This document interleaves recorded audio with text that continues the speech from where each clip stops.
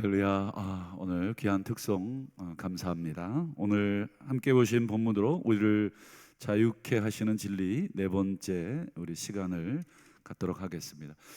이번 특별 새벽 기도회 우리 주제가 우리를 자유케 하시는 하나님입니다.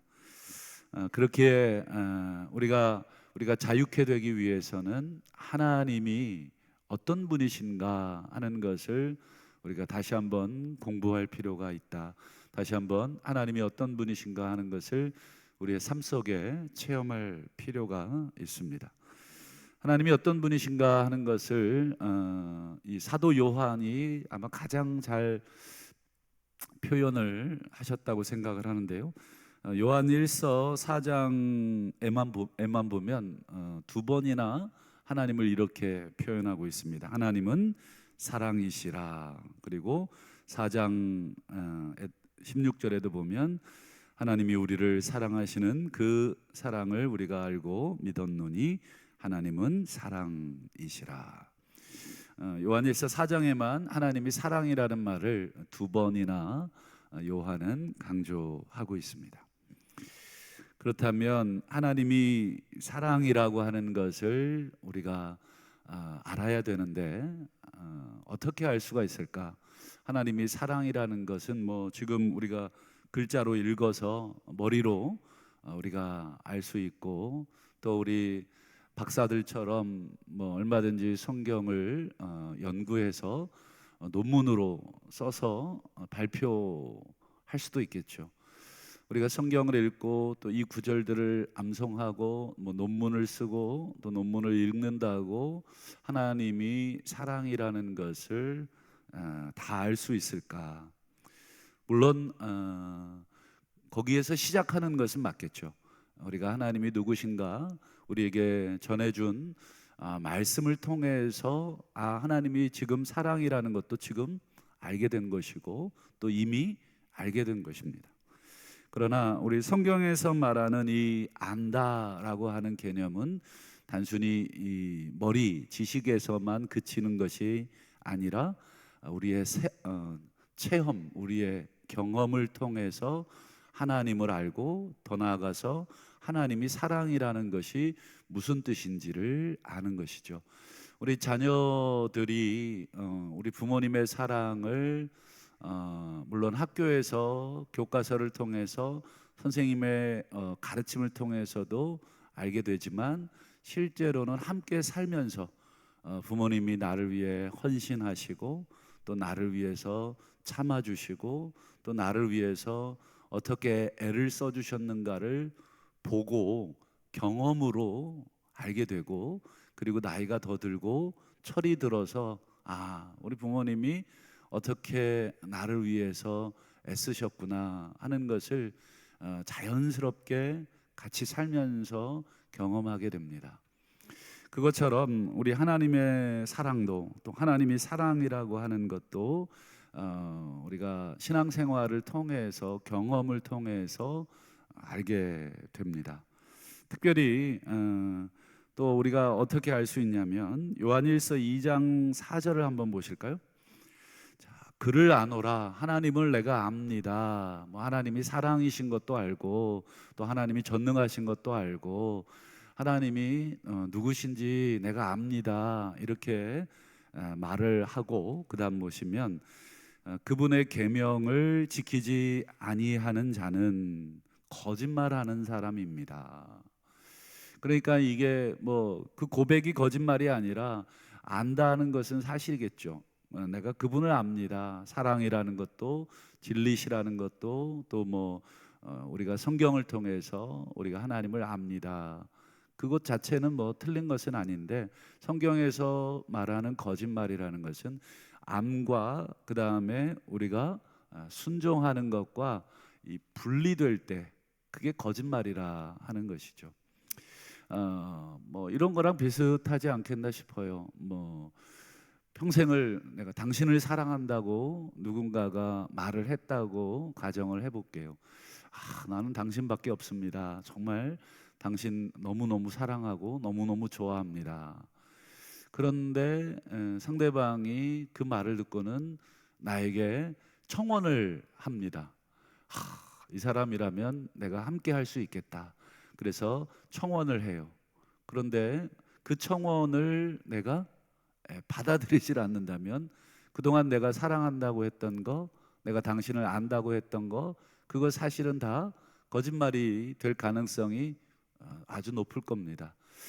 꼭 일치하지는 않지만 우리가 하나님을 안다는 것은, 또 하나님을 안다는 것을 우리가 진실한 것이라고 어떻게 확인할 수 있느냐, 어떻게 알 수 있느냐, 그것은 그분의 계명을 내가 지키느냐 그렇지 않느냐로 확인할 수밖에 없다. 말이 아니라 실제의 삶으로 확인할 수밖에 없지 않느냐 하는 것이 오늘 말씀입니다. 그 바꾸어 말하면 그분의 계명을 지키지 않으면서 내가 하나님을 너무 잘합니다, 내가 하나님을 평생을 믿었습니다, 하나님을 평생을 섬겼습니다 라고 말하는 것은 다 거짓말이 되는 것이죠. 그래서 우리가 하나님의 계명을 지킨다는 것은 결국 하나님의 계명에 순종하는 것인데, 그렇다면 성경에 너무 많은 계명이 있긴 하지만 성경에 나오는 여러 계명들을 마치 우리가 이렇게 쫙 압축해 가지고 엑기스 한 방울 뚝 우리가 잡아 떨어뜨린다면 그 계명들을 뭐라고 요약할까? 그게 율법사가 예수님께 질문했던 것이고, 또 예수님도 그 율법사의 질문에 대답했던 것이죠. 그게 뭐예요? 사랑입니다. 모든 계명은 다 사랑에서 나온 것이다.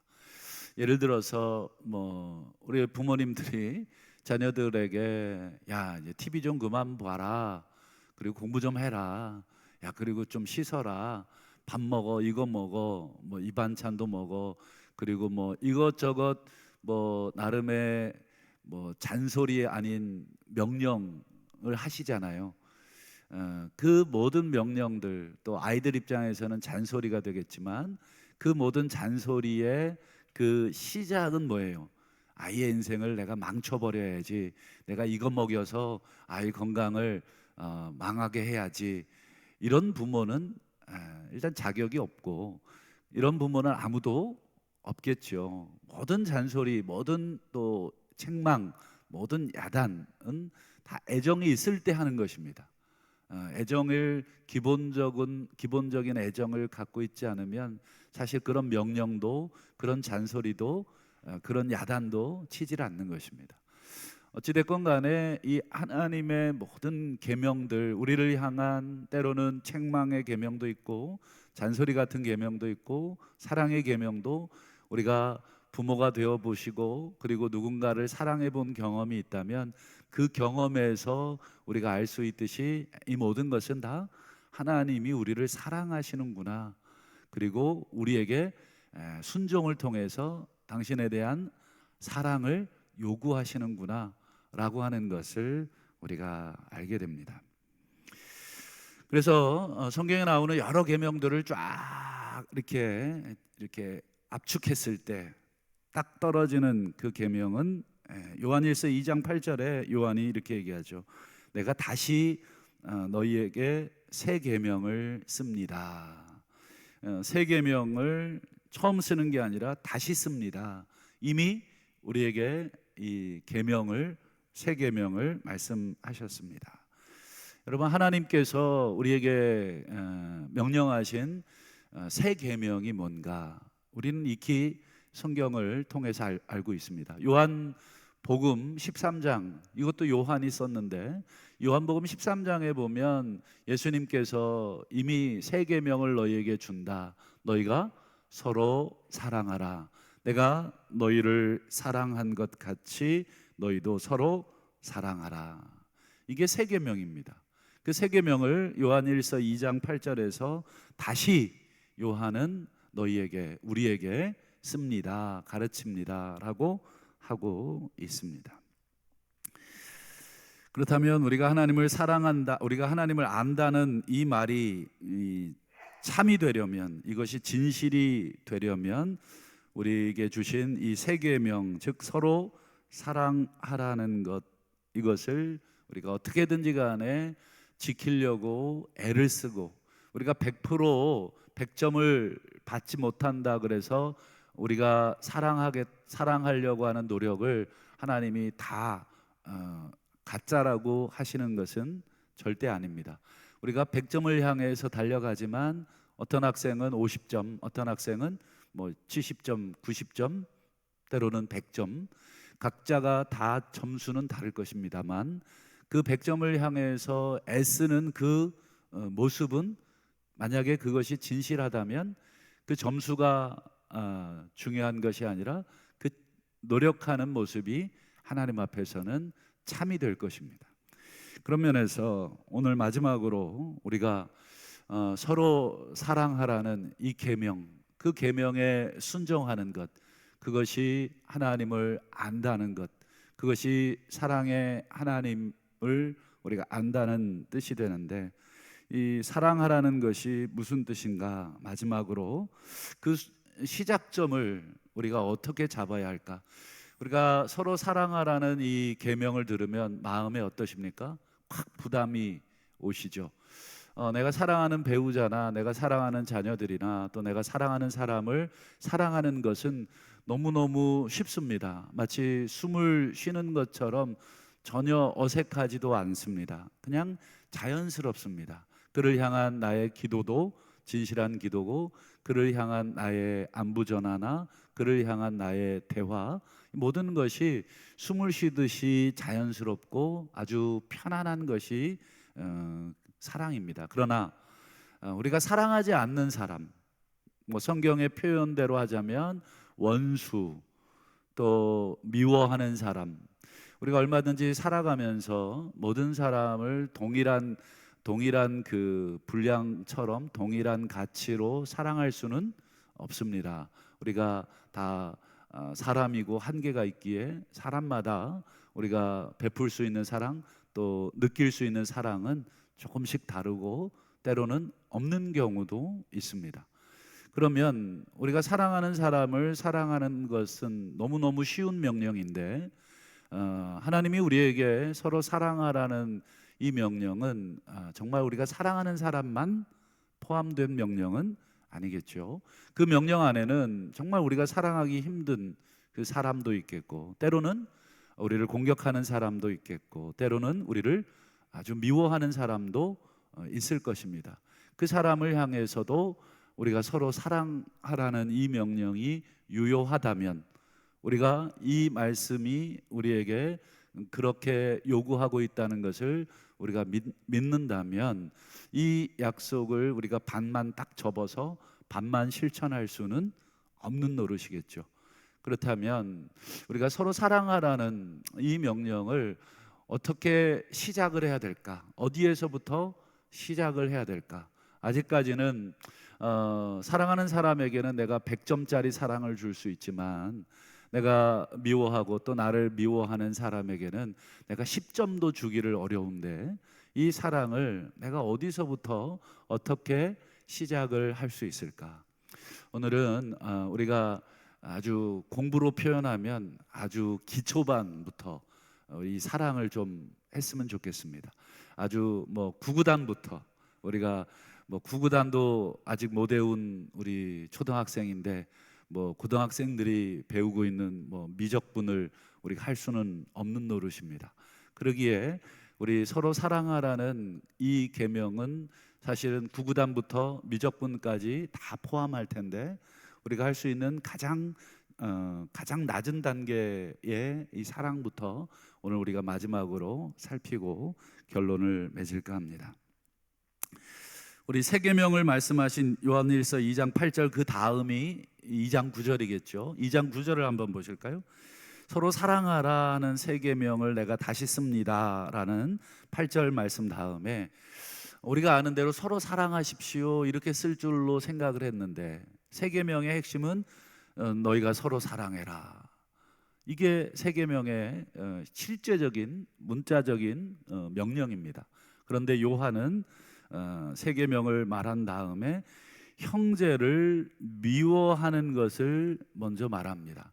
형제를 미워하는 자는 아직도 어둠 속에 있는 것입니다. 내가 빛 가운데 있다. 즉 요한일서 2장에 보면 하나님을 빛이라고 묘사하잖아요. 하나님은 빛이십니다. 즉 빛 가운데 있다. 내가 하나님을 압니다 라고 하면서 형제를 미워하는 것은 아직 하나님을 모르는 것입니다. 어둠에 있는 것입니다. 내가 아무리 안다고 말을 해도 여전히 내 삶은 하나님을 모른다고 그렇게 말하는 것과 같습니다. 이렇게 지금 말하고 있는데, 왜 세 계명을 얘기한 다음에 형제를 미워하는 것을 얘기했을까? 바로 여기에 답이 있습니다. 여러분, 서로 사랑하라. 내가 사랑하기 힘든 사람, 정말 원수 같은 사람, 또 나에게 해를 끼친 사람, 또 나에게 어떤 인격적 또 뭐 모독을 준 사람, 그 사람을 향한 사랑도 명령을 하셨을 텐데, 그러면 그런 사람을 내가 사랑한다는 그 출발점은 어디서 시작을 해야 되느냐 라고 하는 것에 대한 답이 바로 9절 말씀, 최소한 어디서부터 시작하라는 거예요? 미워하지 않는 것부터 사랑은 시작한다는 것입니다. 우리가 사랑하면 뭔가를 자꾸 해줘야 한다는 그런 부담이 있기 때문에 사랑하는 사람, 사랑하지 않는 사람에게 뭘 해줄까? 해줄 것도 없고 해주고 싶은 마음도 없는데 자꾸 사랑하라고 하니까 너무 부담스러운 것입니다. 예를 들어서 동생을 때리는 언니나 형이나 오빠가 있다 가정을 해보겠습니다. 그럼 부모로서 두 가지를 명령할 수 있겠죠. 야, 동생을 사랑해야지. 이게 첫 번째 명령입니다. 그러나 그 명령을 듣는 순간 언니나 형이나 오빠의 입장에서는 이제 꼴 보기 싫어서 지금 혼내고 야단치고 괴롭히는데 엄마의 요구가 너무 힘든 거죠. 그리고 그렇게 하지 않으면 엄마가 자기를 막 야단친다 하는 것도 알고 있어요. 그럴 때는 엄마가 아이가 실천할 수 있는 것부터 아주 쉬운 것부터 명령해 주는 것이 훨씬 좋겠죠. 어떻게 하면 되겠습니까? 동생을 예를 들어서 꼬집고 있다. 그러면 동생을 꼬집지 말아야지. 이게 훨씬 더 아이에게는 동생을 사랑하라는 명령보다 훨씬 가볍게 들립니다. 최소한 동생을 꼬집는 것은 안 할 수 있어요. 근데 동생을 사랑하라는 것은 아이의 머릿속에도 그 개념이 없어요. 이걸 도대체 어떻게 해주는 게 사랑이지를 아직은 그 아이가 모르기 때문에 그 아이가 실천할 수 없는 것입니다. 요한도 똑같습니다. 지금 요한 1서의 이 교회는 아직 하나님에 대한 사랑, 또 형제에 대한 사랑을 어디서부터 실천해야 될지를 잘 모르기에 첫 번째 단계, 형제를 미워하지 않는 것부터 시작하라는 것입니다.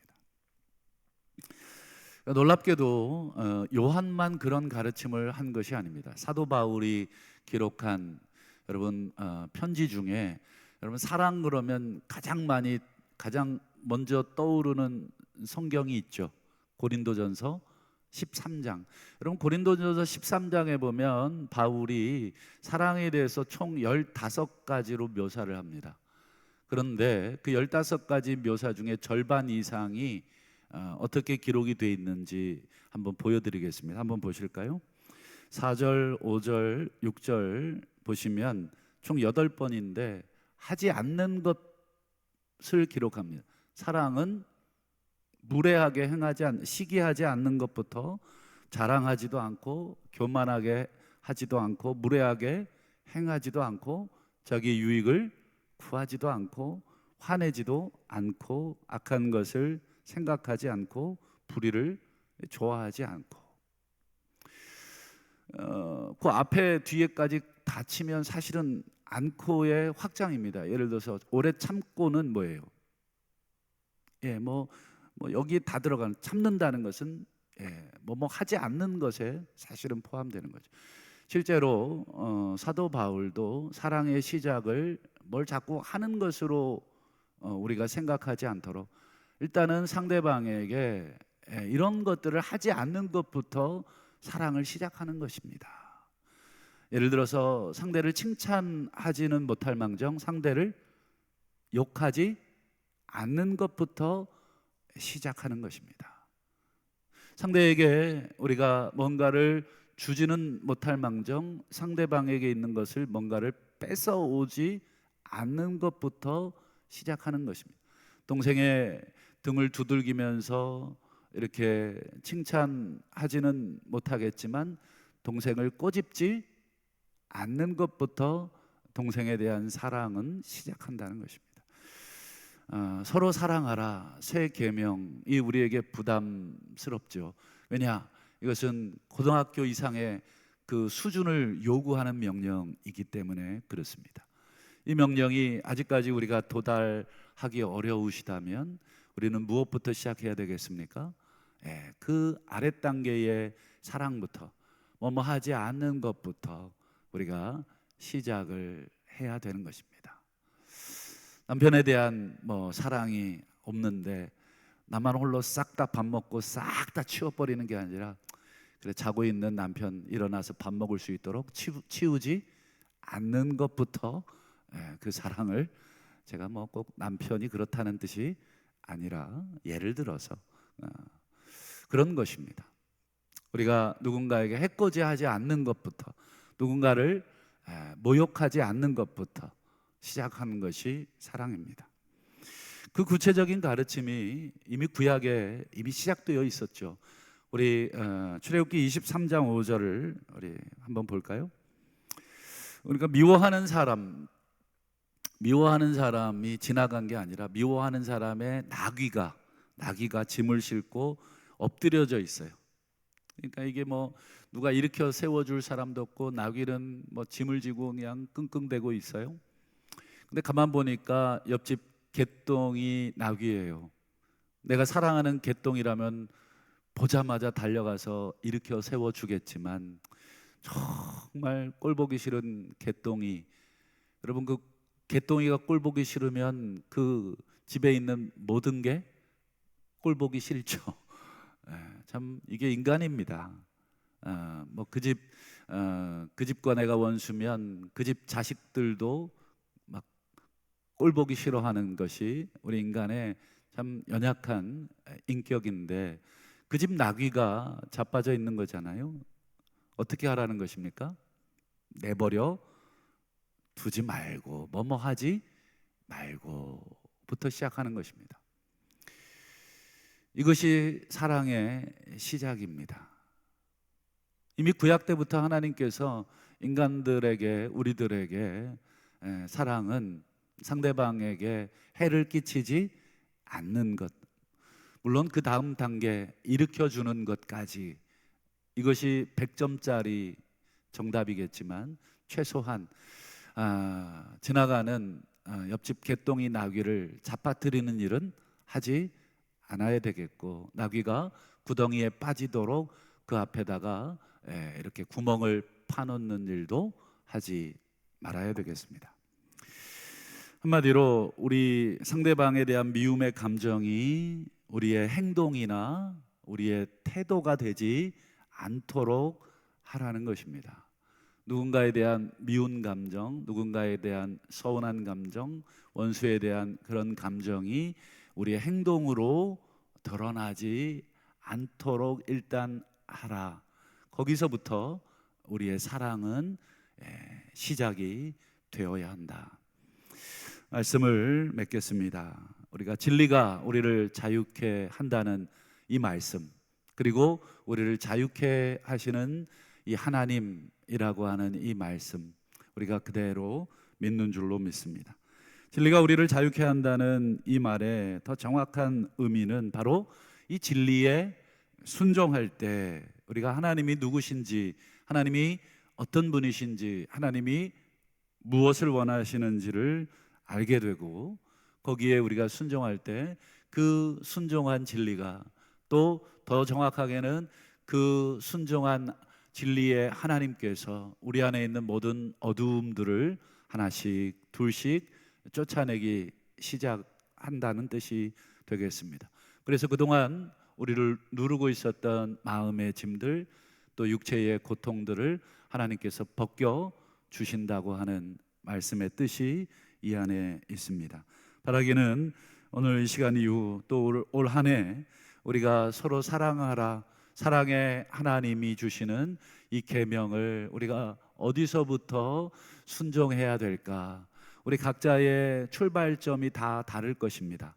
어떤 학생은 아까 말씀드린 구구단부터 시작을 해야 되겠고, 어떤 학생은 응용 문제까지도 우리가 얼마든지 풀 수 있겠죠.